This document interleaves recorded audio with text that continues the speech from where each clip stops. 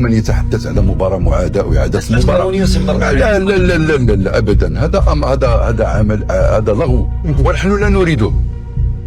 أنا كنقول لك أنا كمغربي اليوم إلا غيجيو يعطيوني اليوم الكاس يخليوه عندهم. أنا صادق ما بغيتوش.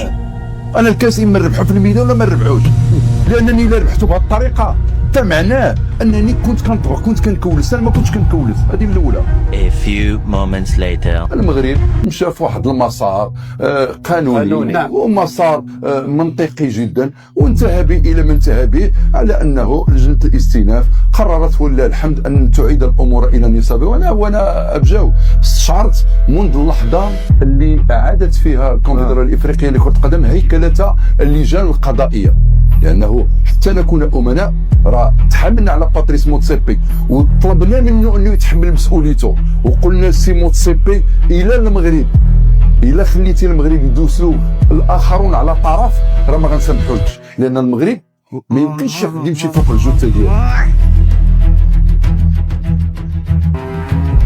وأنتم ما رأيكم؟ هل تغير المواقف خوفاً أم خيانة؟ شاركونا آراءكم في التعليقات، ولا تنسوا الاشتراك في القناة.